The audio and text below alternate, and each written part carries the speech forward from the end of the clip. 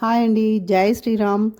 అయోధ్యలో ప్రాణప్రతిష్ఠ రోజు ఇలా అయితే మేము టెంపుల్కి వెళ్ళామన్నమాట. ఇది వచ్చేసి దేవునిపల్లిలో ఆంజనేయ స్వామి టెంపుల్, అక్కడే సత్యనారాయణ స్వామి టెంపుల్ కూడా ఉంది.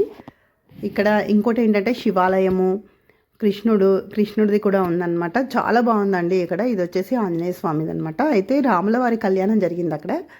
అయితే అక్కడే భోజనాలు ఉన్నాయన్నమాట. మేము ఇక్కడ తినకుండా దేవి విహార్లో కూడా ఉంది అంటే అక్కడికి వెళ్ళాము వదిన వాళ్ళ దగ్గర. ఇదైతే ఇక్కడ అండి దేవి విహార్ ఇది. ఇక్కడ రాముల వారి ఫోటో పెట్టి ప్రాణప్రతిష్ఠ రోజు ఇలా అయితే చేశారనమాట. అయితే ఒకటి ఇక్కడ ఏంటంటే ముగ్గు దించారండి రాముల వారిని.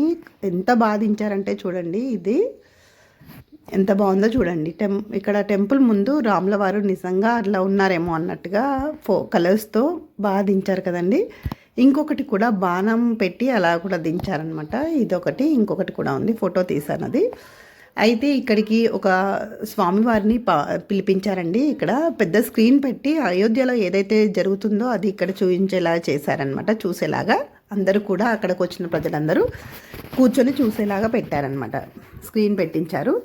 ఇది వచ్చేసి రాములవారి అనమాట, ఊరేగింపు విగ్రహాలు కళ్యాణం జరిపించారు. ఇదండి బాణం పెట్టేసి జై శ్రీరామ్ అని రాశారు. అయితే అక్కడ కొన్ని మేమైతే ఫొటోస్ దిగామన్నమాట. ఇంకా అక్కడ దేవి విహార్లో కొన్ని, ఇక్కడ దేవునిపల్లిలో కొన్ని. మేమైతే ఇలా భగవంతుని ఇలా దర్శించుకున్నామండి. ఆంజనేయ స్వామి టెంపుల్లో శ్రీరాముల వారిని దర్శనం చేసుకొని ప్రాణప్రతిష్ఠ రోజు ఇలా అయితే మేము వెళ్ళామన్నమాట టెంపుల్స్కి. అలా వెళ్ళి రాముల వారిని అక్కడ దర్శించుకొని వచ్చామన్నమాట. చాలా బాగా అనిపించిందండి.